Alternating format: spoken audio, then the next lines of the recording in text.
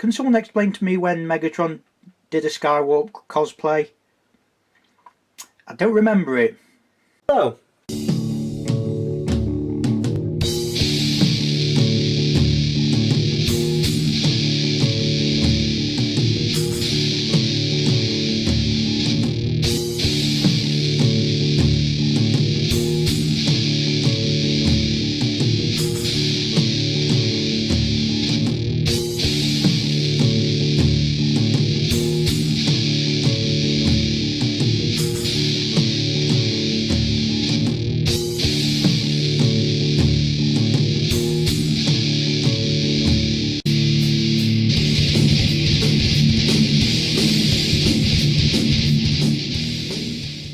Hello, another video for King's War, and this time we are looking at the League of Rhordia.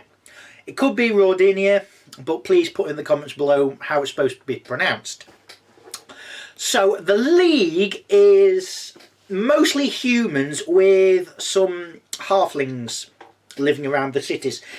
They, from what I gather, again put in the comments below if I'm wrong, from what I gather, a lot of the cities in the League are more of a republic, or I think democracy is not the right term, but kind of getting that towards that way, because they believe more in the scientific sort of ways. I guess you could say these are kind of like the kingdoms of men, but a more specific part of the kingdoms of men, rather than just human, just that. It's also not like the Basileans, where they are a religious kingdom, as it were. It's not like they say, we've got massive 8-foot flying angels, we know we're right, you're wrong, sort of thing. The League is a bit more straightforward in its approach, but it will allow other races to live there, mainly halflings, but you've got some dwarves and whatnot living there. They do have religious orders there, but they're not that common in the League. These are more like it does say the different cities are ruled by barons and the like.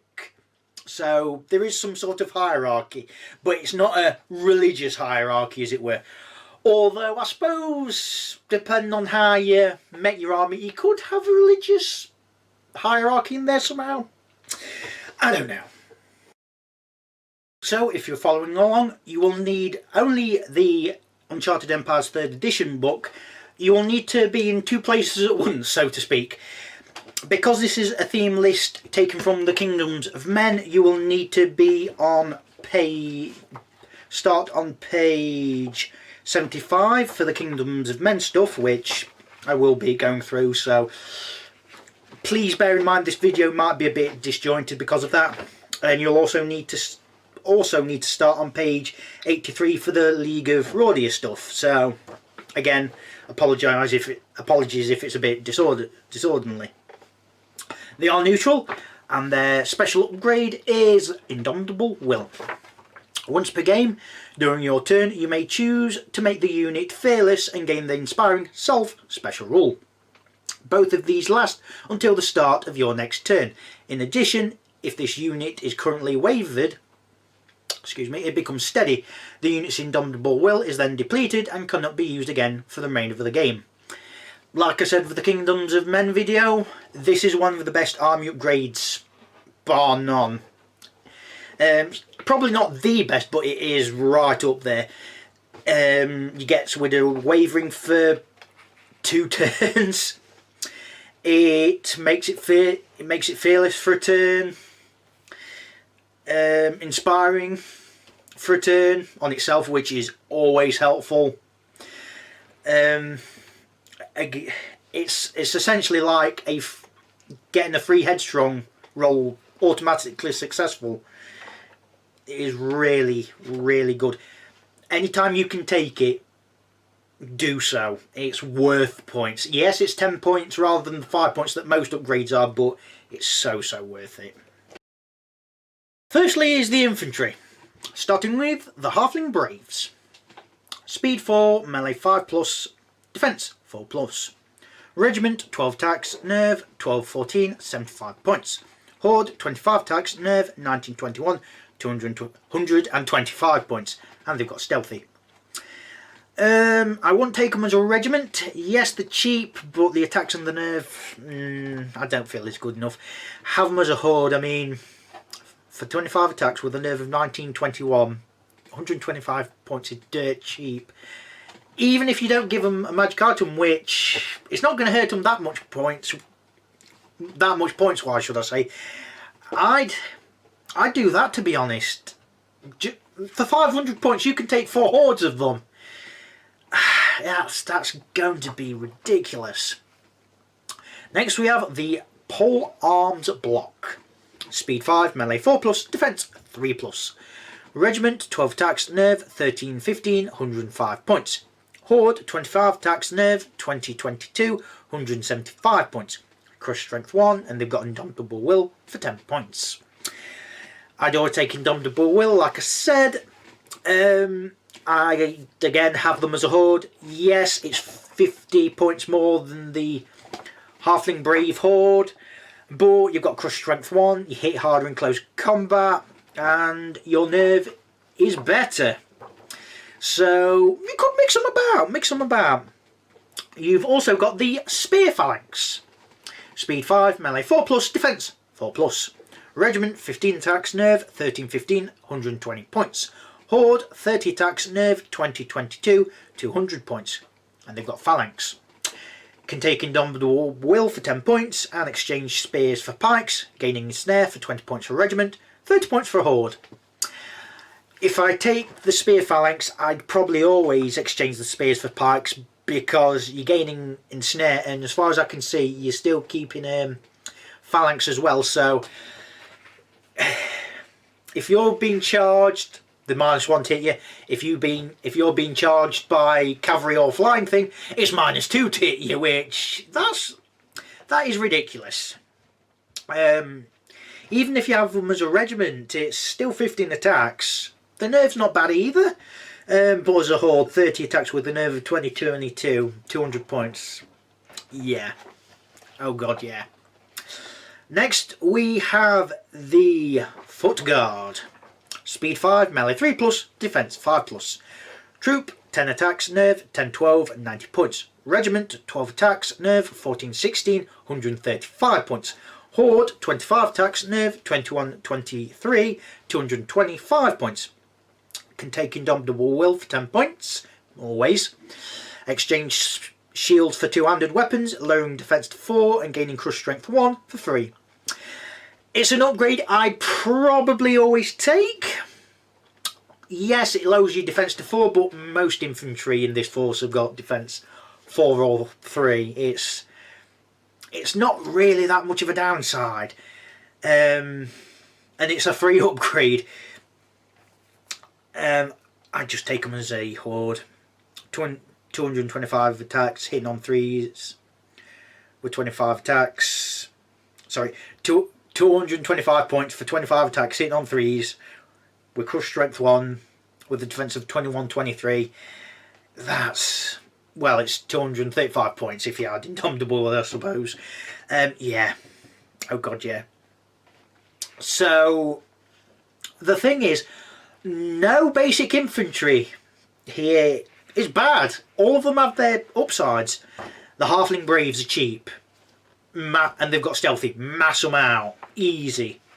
The pole arm block, they're slightly cheap crushing strength, but they have weak defense. The spear phalanx is a bit expensive, yes, but they are the most defensive of the basic infantry. Yes, you could say the foot guard have got defense 5, but they haven't got phalanx or ensnare. The foot guard are the most accurate and have the best nerve value. So, but they are the most expensive. So take it how you want, I suppose. Next Next we have the ranged infantry, starting with the halfling archers, and they are regular. Speed 4, melee 6+, range 5+, defense 3+. Regiment 10 attacks, nerve 12-14, 90 points. Horde 20 attacks, nerve 19-21, 160 points. They've got stealthy and they've got bows which are 24-inch range. Unless you're doing a halfling themed army, I would honestly say no. Yes, they've got stealthy, but that's not good no matter when you're getting charged into close combat. And let's face it, you want them in cover, which is great, but they're a regiment. A regiment of archers is not a small target. A horde of archers is definitely not a small target. And oh man, a regiment of them's cheap, I'll grant you that. But if they weren't irregular, I'd say maybe, but hard no on these, hard no on these. Next we have the crossbow block. Speed 5, melee 5+, range 5+, defense 3+. Troop 8 attacks, nerve 9-11, 85 points. Regiment 10 attacks, nerve 13-15, 115 points. Horde 20 attacks, nerve 20-22, 200 points. They've got crossbows which are 24-inch range, piercing 1, pot shot. Can exchange crossbows for rifles, 24-inch range, piercing 2, pot shot, for 10 points for a troop, 15 points for a regiment, 25 points for a horde. In comparison to the halfling archers, the crossbow block is pretty good. I wouldn't take them as a regiment, even though that does unlock units for you. Reason being is the amount of attacks, which is the main point of a ranged unit, just doesn't feel enough for me. A horde of them is not cheap, I grant you, but 200 points for piercing 1, or 225 points for piercing 2. I mean, even if you just exchange the crossbows for rifles for a troop, that is 110 points for 8 attacks with piercing 2. That is war machine status. That really is war machine status. And you can move and shoot with them. It's not really advised, but it's possible. If you want ranged infantry, take these. They are much better. Plus, they're not a regular. That is something you really need to consider. Next we have the cavalry, starting with the halfling knights. Speed 8, melee 4+, defense 4+. Troop 8 attacks, nerve 10-12, 100 points. Regiment 16 attacks, nerve 13-15, 150 points. They've got nimble and thunderous charge 1. Why can't you give them indomitable will, Mantic? Or stealthy? The other halflings have got stealthy. Come on, Mantic. Come on. The cheap cavalry, I guess. Have them as a regiment. I really wouldn't bother as a troop. They've got thunderous charge 1, 16 attacks, nerve of 13-15, and nimble. I'd go that way. I really would. They're not amazing, but at least they've got thunderous charge 1. They've got that. Next we have the knights. Speed 8, melee 3+, defense 5+. Troop 8 attacks, nerve 11-13, 125 points. Regiment 16 attacks, nerve 14-16, 195 points. Horde 32 attacks, nerve 21-23, 330 points. Headstrong, thunderous charge 2, and can take indomitable will for 10 points. These are a really good cavalry unit. Take them as a regiment. You've got a decent number of attacks, decent nerve. You've got your headstrong, which is nice, and you've got indomitable will, which means they won't waver a lot more as well. Have them as a horde, even if you don't get the charge off. 32 attacks. It's not pleasant, is it? The thing is with the knights, like the halfling knights, you need to get the charge off. Both of them you need to get the charge off, otherwise they are going to be just sitting there for a couple of turns, just waiting to die. It's not like they can't do anything. Granted, they're hitting on 3s in close combat and they've got defensive 5, but they are meant to do the charging, and if not doing the charging, let's hope they're not charging anything too durable. Next we have the Mounted Scouts, and they are regular. Speed 9, melee 4+, range 5+, defense 3+. Troops 7 attacks, nerve 10-12, 100 points. Regiment 14 attacks, nerve 13-15, 155 points. Nimble, and they've got short bows which are 18-inch range and steady aim. Exchange short bows for black powder weapons which are 18-inch range, piercing 1, steady aim, 15 points for troop, 25 points for a regiment. So that makes it 115 points for troop, 180 points for a regiment. I can see the point of exchanging the short bows for either option really. Piercing 1, steady aim at a speed of 9. Ooh. I wouldn't say they're amazing, but piercing 1 with 18-inch range, technically 27-inch range because you can move and shoot with them without penalty. Yeah.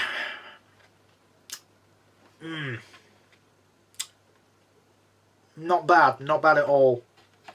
The Knights are the best ones, though I think the Halfling Knights are just funny to me. No, actually, I think the Mounted Scouts are the best ones for this list because you've got nimble and you can move and shoot, and if you exchange the short bows for black powder weapons, you've got piercing. So you can just pepper enemies, move about, pepper a load of enemies, and then let your other stuff just charge in. These would be a good combo if you combo these with Knights, actually. Have a regiment of Knights near one or so regiments of Mounted Scouts. Have the Mounted Scouts pepper a few units and then charge in next turn with the Knights. That's going to be horrible. Next we have the Large Cavalry. They are the Honor Guard. Speed 7, melee 3+, defense 5+. Regiment 9 attacks, nerve 13-15, 145 points. Horde 18 attacks, nerve 16-18, 240 points. Crush strength 1 and resolve thunderous charge 2, and can take indomitable will for 10 points. These are a pretty good unit. Points wise isn't bad. Got crush strength 1 and thunderous charge 2, so they are best if you get the charge off, but even if you don't, still going to hurt your opponent a fair bit. A regiment or horde, I mean, it's nearly 100 points more to have a horde of them than a regiment of them, but you're getting double the attacks, you're getting a 3-point pip in nerve. Either way, they're pretty good. I mean, how many points, what we're talking about for Knights? Regiment of Knights, 2 less attacks, a bit less nerve.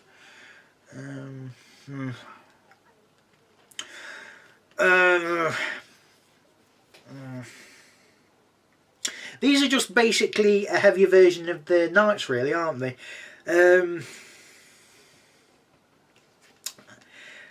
Honor Guard's pretty decent, I'd say. They're a bit slower than Knights. I suppose that's the main downside of them. They haven't got headstrong, but they have got crush strength 1. They've got more attacks, and they've got more nerve. So, I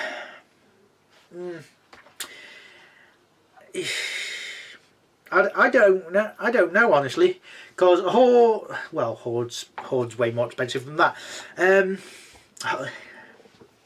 Honor Guard is pretty good. They're just a little bit slow, but considering what else they've got, I reckon they're still pretty dang decent. Next we have the War Engines, starting with the Volley Gun. Speed 4, range 5+. Next we have the War Engines, starting with the Volley Gun. Speed 4, range 5+, defense 4+. 12 attacks, nerve 9-11, 80 points. It's 24-inch range, piercing 2, and reload. It's a bit short range. It's not like a flame gun range, but it is still a bit short range. I suppose it's kind of like the dwarf organ cannon, I suppose, where it's just a load of barrels lined up and then presses like buttons or levers or something, and then they all go off one at once, sort of thing. I don't know how it works, but I'd imagine that's how it works. 12 attacks, 80 points, piercing 2, 24-inch range. It needs a bit of support like all war machines do, but if something big and nasty gets close to your lines, like a Greater Earth Elemental or some sort of dragon-y thing, this is gonna hurt them a lot. Just be careful because it is a bit short range. Next we have the cannon. Speed 5, range 5+, defense 4+. 2 attacks, nerve 911, 100 points. It's got 2 profiles. The first one is 48-inch range, pierce, blast, D3 +1, ignores cover, piercing 3, reload, shattering. The other one is grape shot, which is 12-inch range, has 10 attacks, piercing 1, always hits on a 6+.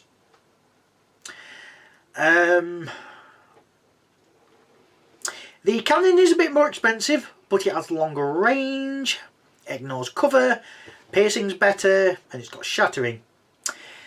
The volley gun has got more attacks and probably hit a lot more, but it is 12-inch less. Well, no, it's 24-inch range less, which is its main problem. Both have their strengths and weaknesses, as I've just mentioned, so it kind of depends how you want to go. Do you want something that's short range, but there I can see some points of the beam for the volley gun. There's going to be cavalry that's going to be sweeping around your flank, and then the volley gun's going to be really, really useful. I can see there being more cannons than volley guns, but volley guns are still fairly useful. Next, we have the monster. No titans in this list. Yeah. It is the mammoth. Monster chariot. Chariot size base. Speed 7, melee 4+, defense 5+. 12 attacks, nerve, dash 18, 220 points. It's got brutal, crush strength 2, strider, thunderous charge 2. The mammoth is basically a slightly cheaper, less offensive, shall we say, version of the giant. Essentially, it hits pretty hard, especially on the charge, and the charge it's really, really bad. Well, yeah. It's also fearless. It's also got 12 attacks, which that even if you don't let the charge off, crush strength 2, even against defense 6, you're then going to be needing force to wound things, and if you do get the charge off, you're going to need 2s to wound them. And 220 points ain't that expensive. The thing is, if you take 4 hordes of halfling braves, that's 500 points. You want to fill out a 1,000-point force, you could take 2 of these and then take maybe a wizard or 2, perhaps. It'd be a weird list, but why not? Next we have the heroes, starting with the Duke. Hero Infantry. Speed 5, melee 3+, defense 5+. 5 attacks, nerve 12, 14, 85 points. Crush strength 1, individual, mighty, very inspiring. Mount on a horse, increasing speed to 8 and changing to hero cavalry for 35 points. Maybe. It's not a bad hero. It's kind of like the general of the Kingdoms of Men. I don't think there's any difference at all, is there? 5 attacks, nerve 12, 14. No, it's basically the same thing, but different name. Like I said before, the general isn't a bad option, and this isn't either. It's less than 100 points for a mighty hero, so the Duke is essentially a sort of cheap roadblock, because as it's got mighty, your opponent has to charge it, can't charge the thing behind it. Though the main point of having the Duke is having very inspiring and having a hero that can actually stand a few turns before it goes down. Next we have the Duke on Ancient Winged Aralas. God damn, mantic the names. Hero monster. Speed 10, melee 3+, defense 5+. 7 attacks, nerve 15-17, 230 points. Crush strength 2, fly, iron resolve, nimble, radiance of life, thunderous charge 1, very inspiring.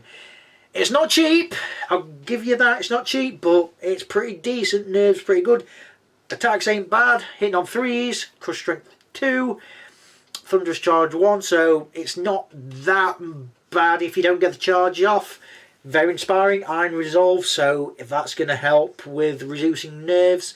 Radiance of life, so heal your units while you're getting close combat with your opponents. Great! Next is the Baron on Aralas. That name. Hero, large cavalry. Speed 8, melee 3+, defense 5+. 5 attacks, nerve 13-15, 145 points. Crush strength 2, iron resolve, nimble, thunderous charge 1, very inspiring, human only. This is the thing with some of the units, with some of the heroes, they kind of support more the human aspect of the league, and the Baron is one of them. The Baron on Aralas is a more powerful version of the Baron, which I'll come on to in a minute. He's not bad. Attacks are a little bit low for my liking, but 145 points. You're getting Crush Strength 2, you're getting Iron Resolve, you're getting Thunderous Charge 1, hitting on 3s. And very inspiring to humans, which most units are in this list. There's only about, how many units? Halflings, Halfling Master Sergeant, Halfling Braves, Halfling Knights, and the Halfling Archers are the only real Halfling units.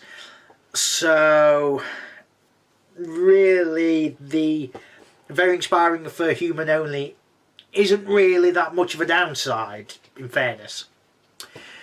Next we have the Baron, Hero Infantry.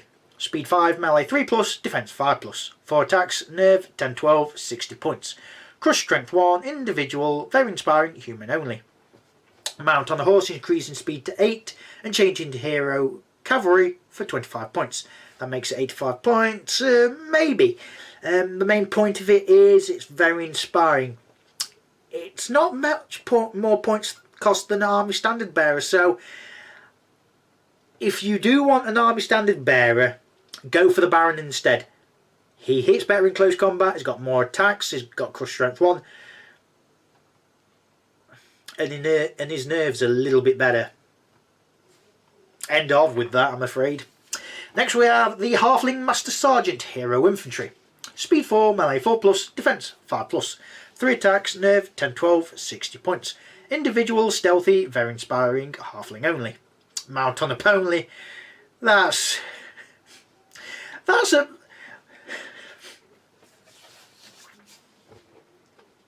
bit patronising, isn't it? Mount on a pony, increasing speed to 8 and changing to Hero Cavalry for 25 points. Gain the ranged attack short bow, which is 18-inch range, hits on 4s for 10 points. I'd possibly take the short bow upgrade, it's only 10 points. The thing is, it's kind of like the Baron, same points cost, 1 less attack, you haven't got crushing strength, which is a shame. And your hitting power is 4 rather than 3. But giving it a bow, you've got a bit of range support, I guess. It's kind of like your army standard bearer, but for halflings. So if you're going halfling heavy, maybe consider him. If you're not going halfling heavy, I mean, the Duke's there. Next, we have the Army Standard Bearer. Hero Infantry. Speed 5, melee 5+, defense 4+. 1 attack, nerve, 911, 50 points. Individual, very inspiring. Mount on a horse, increasing speed to 8 and changing to Hero Cavalry for 25 points. It's a cheaper way to get very inspiring on a horse, but it's 10 points cheaper than a Baron or a Halfling Master Sergeant. It's a third of the effectiveness of a Baron or a Halfling Master Sergeant.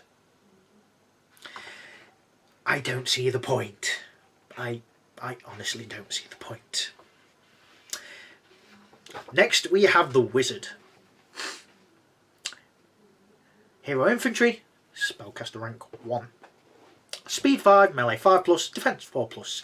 1 attack, nerve, 10, 12, 50 points. Individual, comes with Fireball 6 for free. Mount on a horse, increasing speed to 8 and changing to Hero Cavalry for 25 points. Maybe. Mount on the Pegasus, losing individual but gaining fly and nimble, as well as increasing speed to 10 and changing to Hero Large Cavalry for 35 points. Again, not bad. Height 4, so you can see over things to blast your spells all over the place. Maybe. Bane Chant 2 for 20 points. Always a good upgrade. Always a good spell to take. Heal 3 for 20 points. Not bad. It could be a really useful one here. Lightning Bolt 3 for 20 points, or 3 if it replaces Fireball. Probably, unfortunately, in this case, 50 points for 3 Lightning Bolts going off. I can see the point. Wind Blast 5 for 20 points. I'm sure someone's going to say in the comments below someday that Wind Blast is really amazing on Wizards. I can't see it myself, but that's just me. Yeah, like I say, Bane Chant, always take that. Always take Bane Chant. Heal is an option. It's only heal 3, but it's something that I think's going to be really useful. Lightning Bolt, maybe. It's only Lightning Bolt 3, which is the downside. If it were Lightning Bolt 5, maybe, but it's Lightning Bolt 3. Next we have the unique units, starting with the Dogs of War. It's a unit, yeah. They are infantry. Speed 5, melee 4+, defense 5+. Horde, 30 attacks, nerve 20, 22, 270 points. They've got Ensnare and Phalanx and can take Indomitable Will for 10 points. It is basically a souped up version of the Spear Phalanx, I think. 200 points, yes. Yeah, defense is better. Their nerve's the same. Okay.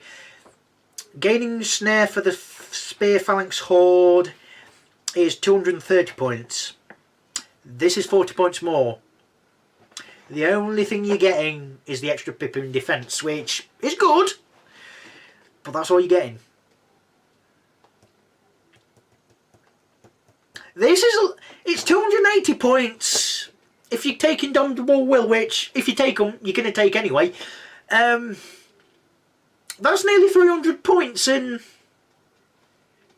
the Spear Phalanx is 240. It's 40 points cheaper. That defense 5 ain't going to save you forever. I don't care what you say.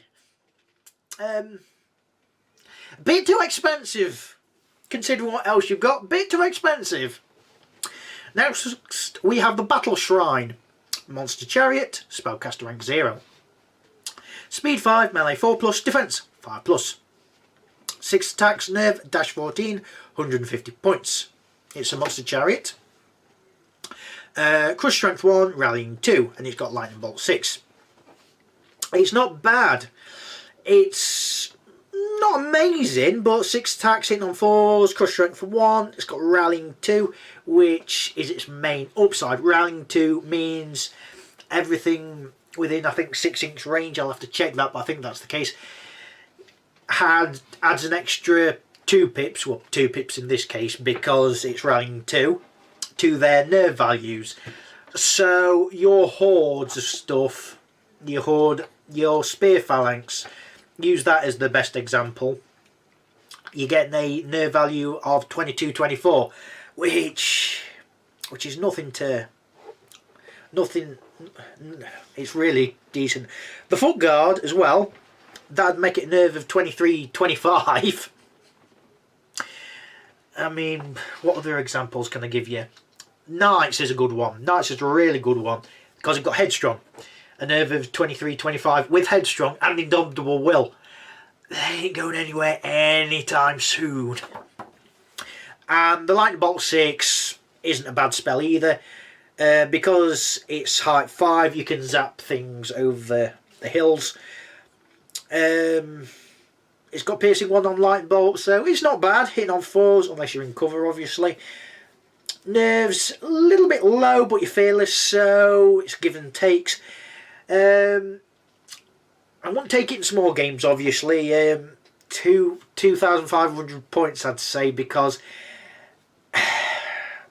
there's other things in the points cost bracket that I feel can do better for you, but it's not bad. The Dogs of War look good on paper, but I just feel they're way too expensive just for having that extra pip in defence. Yes, there's defence 5, but there's so much crush strength out there. It's not going to matter too much, I don't think. They are kind of like the Kingdoms of Men, except a little bit cheaper. Why do I say this? Well, the halfling stuff is cheaper versions of the human stuff, of the Kingdoms of Men stuff. You've also got a few things that the army doesn't have, like, for instance, the large cavalry. That's kind of like their version of knights, but they have knights as well, so you can give and take there. You've also got the volley gun, which isn't a bad war engine, even though it's a bit short range. You've also got the battle shrine, which on paper does look a bit ineffective, but the rallying 2 and the lightning bolt 6 is really decent. It's hard to give any sort of thing about the League of Rhordia, apart from they've got cheap units that can help you unlock other units. That's one of the things that I take away from it. The problem is, though, they don't feel different enough from the Kingdoms of Men. If they had, like, I don't know, a load more units that were just halfling themed, like, I don't know, a halfling slasher, for instance. Yeah, come on, a halfling slasher. Put it on the crossbow, or maybe mount a volley gun on the slasher. I think that'd be pretty amazing. But, I mean, they're not a bad force. They've still got all the main best qualities of stuff that the Kingdoms of Men have got. They've got good block infantry. They've got good block range stuff. They've got good block cavalry. You can take some of the cheap stuff to unlock other stuff and do it that way if you want. You can do a halfling themed force and it probably work out really well if you want. You have a lot of options. You really do. I don't know how many League of Rhordia armies there's going to be, but I hope there's going to be a fair few. And with that, goodbye for this video. No, that's it. Goodbye.